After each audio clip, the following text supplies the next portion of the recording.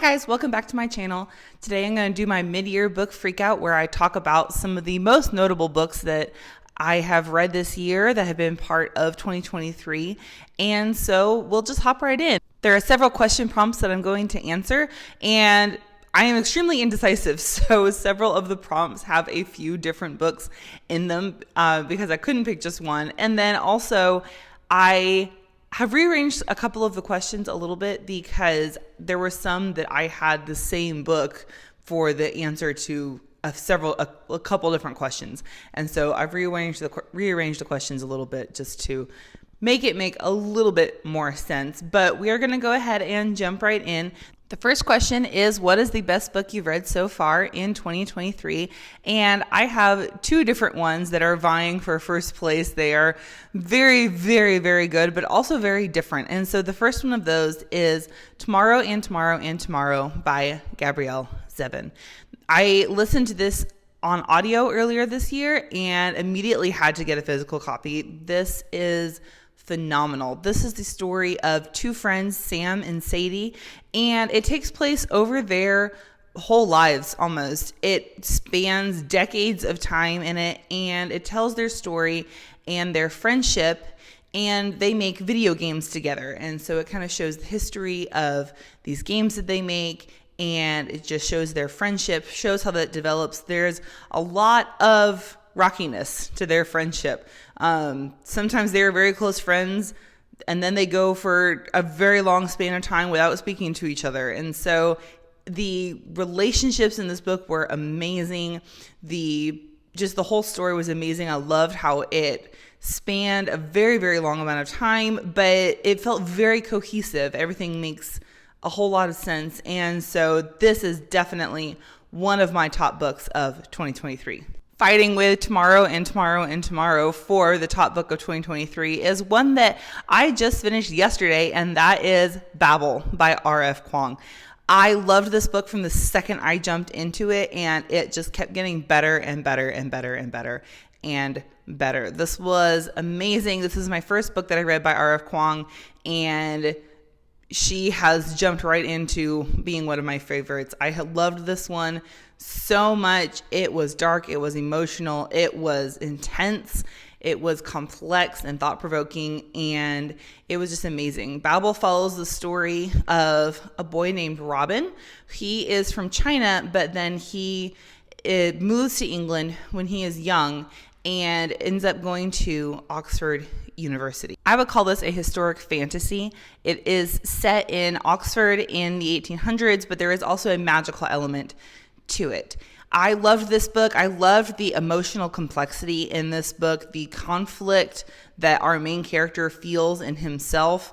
And the end of this book was just absolutely wild. It's a long one. It's about 550 pages long. And I would say the last 150 pages or so were just incredible. It was crazy. I had no idea how it was going to end. It was fantastic. I have a feeling that these two books are going to be my top two books of the entire year.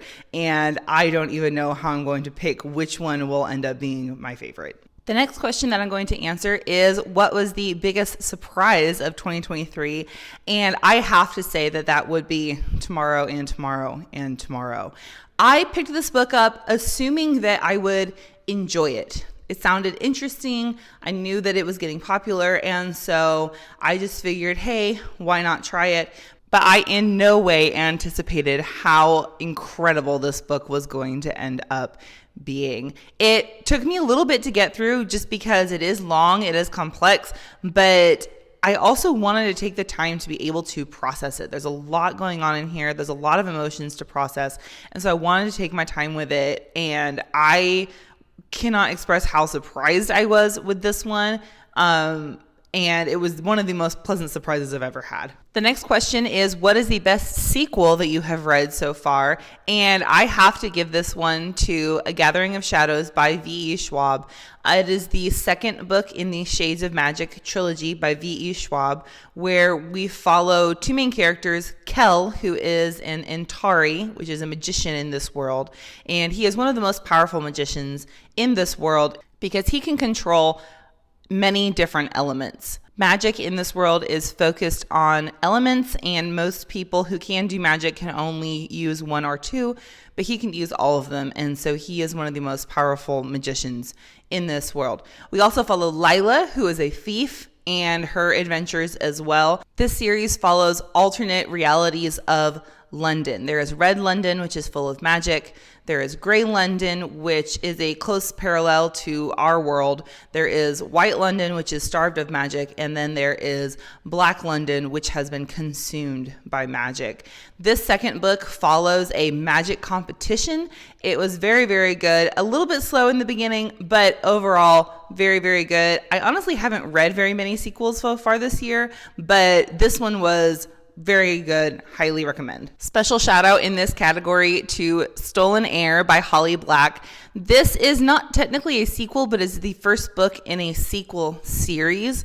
This is a sequel series to the Cruel Prince series, and I liked this book far more than I enjoyed any of the books in the Cruel Prince series. I believe this is going to be a duology. It came out in January. The second book, I believe, is set to come out next year. I am highly looking forward to that. But it was very, very good as a sequel series. I think that it makes sense as a sequel series. I think that she improved a lot on her world and on the storytelling. And so I enjoyed this one very much. I was surprised how much I enjoyed this one. The next question is, what is a new release that you haven't read yet but really want to? And I have two answers for this one. The first one is Yellowface by R.F. Kuang. This one came out earlier this year and is R.F. Kuang's first work of literary fiction. All of her other books have been fantasy so far, and it has gotten a lot of hype. People have enjoyed it, and so I am excited to get my hands on it soon, I hope, and read it. I didn't pick it up yet because I already had Babel on my shelf that I wanted to read and get through before I bought more books by an author that I hadn't read yet. And so I am very much looking forward to this. Hopefully I'll get my hands on it soon. Another recent release that I want to read is Fourth Wing by Rebecca Yarros. This is a new adult fantasy romance that came out a couple months ago, I believe. And this one also has a lot of hype. I believe that as far as the fantasy romance element of it, it's going to be very similar to ACOTAR, which I love, but this one centers on dragons and dragon riders. So I am excited to read it. I know that my library has the audiobook available, so I will probably be checking that out very soon, but I am very excited to see what the hype is all about. The next question is, who is a new favorite author this year? And it absolutely has to go to R.F. Kuang. I fell in love with everything about her writing in Babel. Her writing is very, very engaging while also being incredibly deep and thought-provoking at the same time. All of those things are things that I love, and I cannot wait to read more by this author. The next question is, what is your most anticipated release for the second half of 2023? And this one for me has to be Bookshops and Bonedust by Travis Baldtree. This is the prequel, I believe, to Legends and Lattes, which I read, I think at the beginning of this year. It may have been the end of last year, and I absolutely loved. Legends and Lattes follows Viv, who is an orc who travels to a town and opens a coffee shop. It was the cutest, low stakes, cozy fantasy, and I absolutely fell in love with it. I cannot wait for this prequel, and I am hoping that I love it as much as I did the first one. The next question is, what was the biggest disappointment so far of 2023?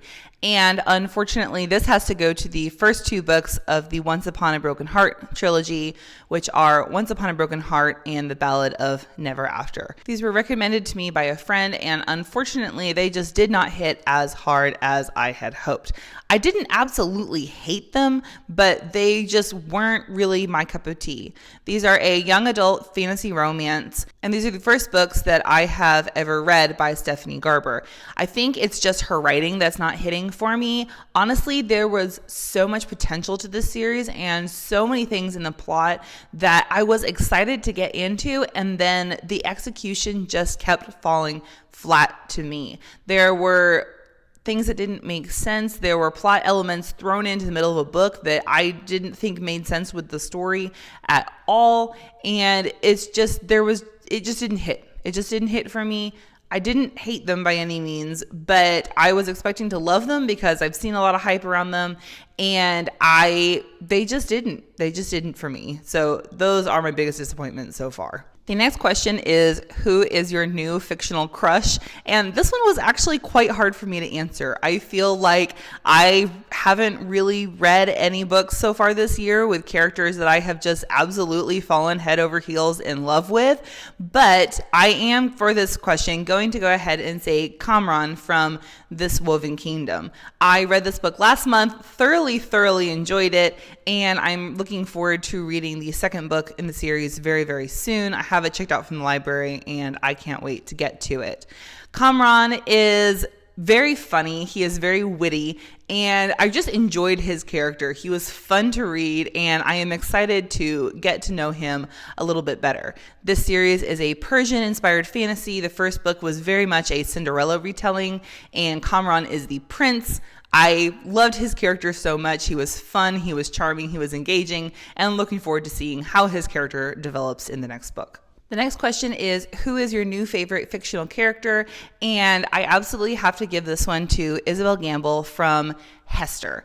This book was mind-blowing to me. I could not believe how much I enjoyed it. This story is a piece of fiction telling the story of the woman that Nathaniel Hawthorne based the book The Scarlet Letter on. Isabel in this book is just the epitome of a strong character, but a strong character who still lets her emotions show. Sometimes I feel like with strong characters, they don't really let themselves feel very much. They're very kind of one-sided. But Isabel in this book, she was a strong character. She stood up through so much, but she also lets her emotions show, lets herself have moments of weakness, and she is definitely one of my new favorite characters. She came off as incredibly strong in this book. The next question is, what is a book that made you cry? I cry in books a lot, so I could have so many, but there are 3 in particular that I cried a lot in when I read these. The first one was Hester. I absolutely bawled my eyes out reading this one, and this was definitely tears of heartbreak.